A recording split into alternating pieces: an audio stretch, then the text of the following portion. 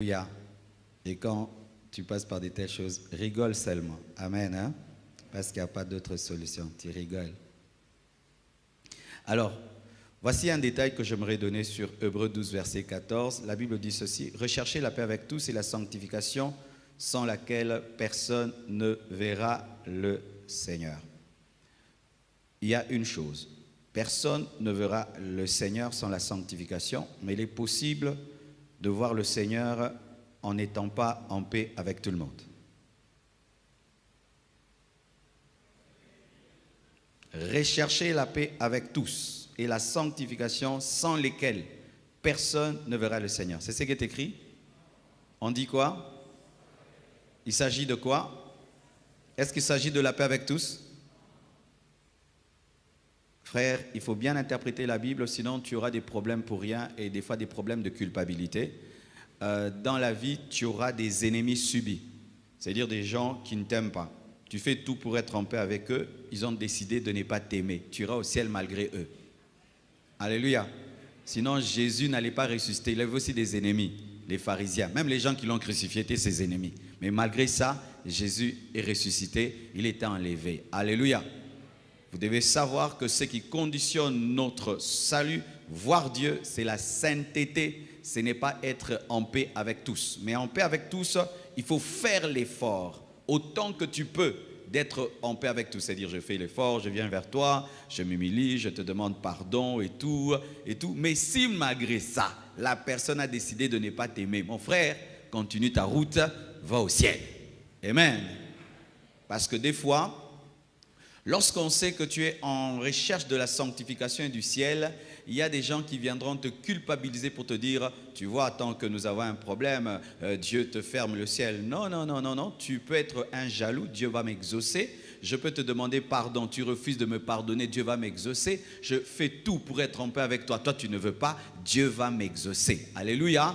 Donc, lorsqu'on parle de la recherche de la paix et de la sanctification, c'est la sanctification qui permet de voir Dieu. Alléluia. Mais avoir des ennemis subis, là, tu peux voir Dieu malgré que tu as des ennemis subis. Mais si maintenant tu as des ennemis créés, c'est toi maintenant qui est le problématique. C'est toi qui refuses de pardonner. C'est toi qui crée des problèmes aux autres. Là, tu n'es plus dans la sanctification. Alléluia. Là, tu n'es plus dans la sanctification. Donc, lorsque tu interprètes ce verset, rechercher la paix avec tous et la sanctification, tu ne les mets pas tous les deux ensemble. C'est la sanctification sans laquelle personne ne verra le Seigneur, pas la paix avec tous.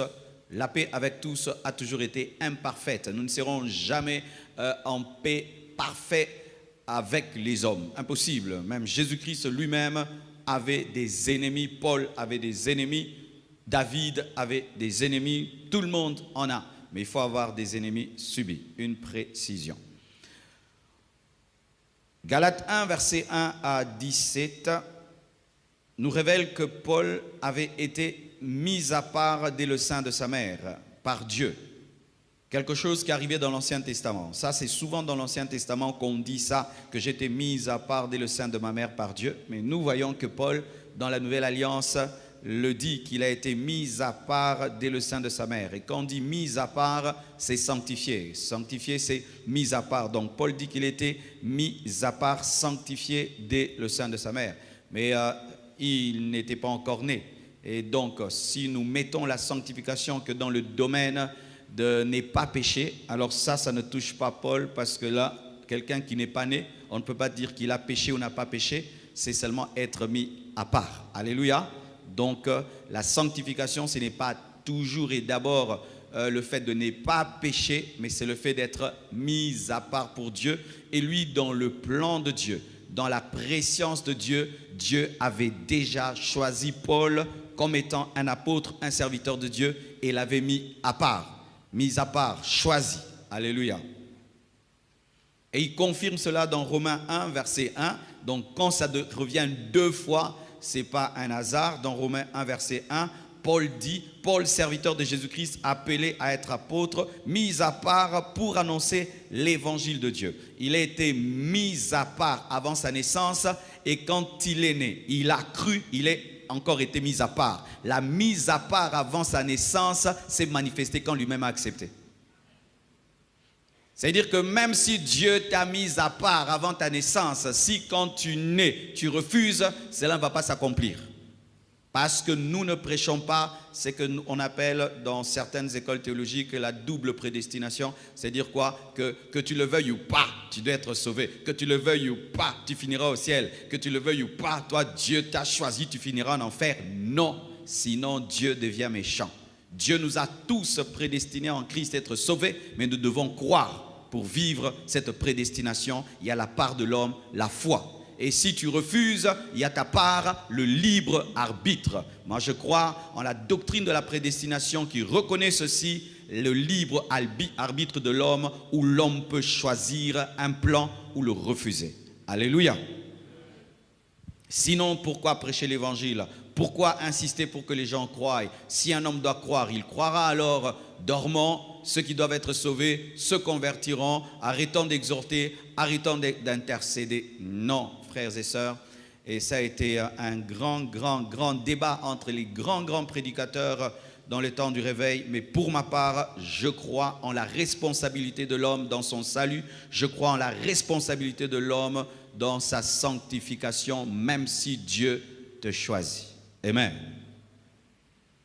Cela nous aide à ne pas tomber dans l'orgueil spirituel, où Dieu m'a choisi, moi je suis un oint de Dieu, je suis un choisi de Dieu. Il y avait une prophétie sur moi quand j'étais dans le ventre de ma mère. Avant que je ne naisse, Dieu avait dit à ma mère que l'enfant qui va naître sera pasteur et tu es païen. Et je vois des païens comme ça, hein, ils sont fiers là. Ah, moi je suis un élu de Dieu, pasteur, ne t'en fais pas, il vient d'une boîte et tout. Dieu avait parlé, tu vas mourir avec la prophétie dans ta vie. Alléluia. Il n'y a aucun chouchou de Dieu sur la terre. Il n'y a aucun chouchou de Dieu sur la terre. Ne pense jamais que Dieu t'aime plus que quelqu'un. Archi faux. Dieu nous aime tous de la même manière. Alléluia. Mais certains sont au courant, d'autres pas. Certains sont au courant que Dieu les aime beaucoup et d'autres pas. Et souvent, ceux qui sont au courant que Dieu les aime beaucoup veulent faire voir aux autres que Dieu les aime plus que... Non, Dieu aime tout homme de la même manière. Amen. Entrons en profondeur. C'est quoi la sanctification? Déjà, j'ai commencé à en parler. C'est le fait de mettre à part, de mettre à part quelque chose, quelqu'un pour Dieu. C'est le fait même de mettre à part un jour pour Dieu. Mettre à part un jour pour Dieu, c'est sanctifier ce jour. On nous parle du sabbat. Exode 20, versets 8 à 11. Souviens-toi du jour du repos. Pour le sanctifier, tu travailleras 6 jours et tu feras tout ton ouvrage. Mais le 7e jour est le jour du repos de l'Éternel ton Dieu. Tu ne feras aucun ouvrage, ni toi, ni ton fils, ni ta fille, ni ton serviteur, ni ta servante, ni ton bétail, ni l'étranger qui est dans tes portes, car en 6 jours l'Éternel a fait les cieux et la terre, et les cieux, la mer, la terre et la mer, et tout ce qui est contenu, et il s'est reposé le 7e jour. C'est pourquoi l'Éternel a béni le jour du repos et l'a sanctifié. Amen. En Israël, le 7e jour, c'était le jour du repos, le jour de Dieu. Il était interdit de faire des travaux et c'était un jour sanctifié. Et à cause de cela, Dieu bénissait, à cause de cela, Dieu frappait, à cause de cela, Dieu manifestait sa puissance. À cause de cela même, il avait abandonné Israël qui ne respectait plus le sabbat. Mais lorsque Jésus-Christ est venu, il a révélé une chose, que tous les jours sont à Dieu. Pas le 7e jour, mais tous les jours sont à Dieu. Alléluia. Et il a révélé que l'homme est supérieur au sabbat. Mais sachez que dans l'ancienne alliance...